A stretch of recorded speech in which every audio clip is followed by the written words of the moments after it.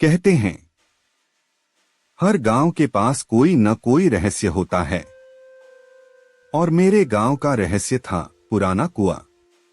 वो कुआं अब सूख चुका था, लेकिन गांव वाले कहते थे रात के 12 बजे उस कुएं से किसी के रोने की आवाज आती है। मैंने हमेशा सोचा ये बस लोगों की बातें हैं।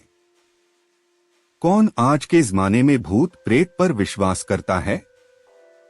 लेकिन एक रात सब कुछ बदल गया।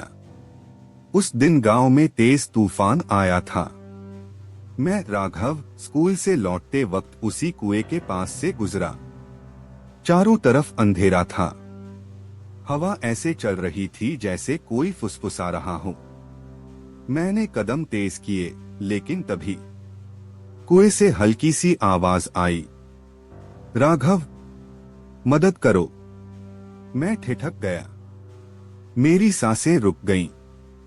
किसी ने मेरा नाम लिया था।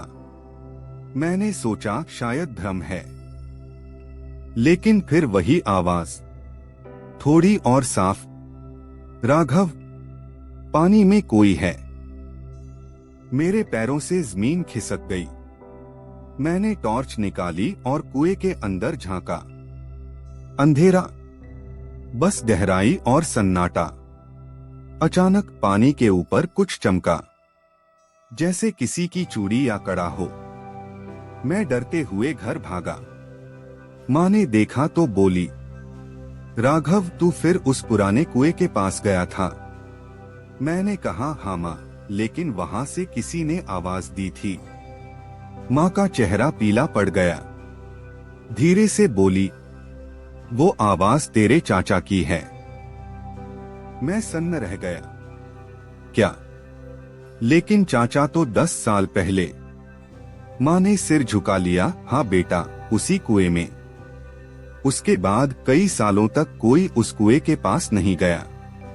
पर मेरी जिज्ञासा खत्म नहीं हुई थी। अगले दिन सुबह मैं फिर गया।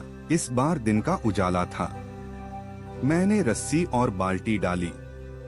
पानी बहुत नीचे था। बाल्टी ऊपर खींची तो कुछ भारी चीज आई। एक पुराना ताबीज और साथ में चूड़ी का टुकड़ा।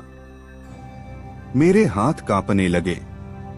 मैंने वो ताबीज माँ को दिखाया। वो ताबीज देखकर माँ की आंखों में आंसू आ गए। ये तेरे चाचा का ताबीज है।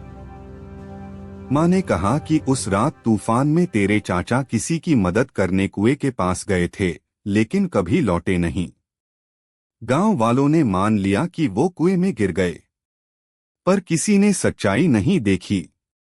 मैंने उसी दिन तय किया, मैं सच्चाई जानकर रहूंगा। रात को मैं फिर गया। चांद की रोशनी में कुआं डरावना लग रहा था। मैंने धीरे धीरे झांका, और तभी पानी हिला, जैसे कोई अंदर से कुछ फेंक रहा हो। मैं पीछे हटा, लेकिन किसी ने धीरे से कहा, धन्यवाद राघव। आवाज बहुत शांत थी, जैसे किसी को शांति मिल गई हो। और उसी के साथ कुएं के अंदर से हल्की नीली रोशनी उठी। धीरे धीरे आसमान में गायब हो गई।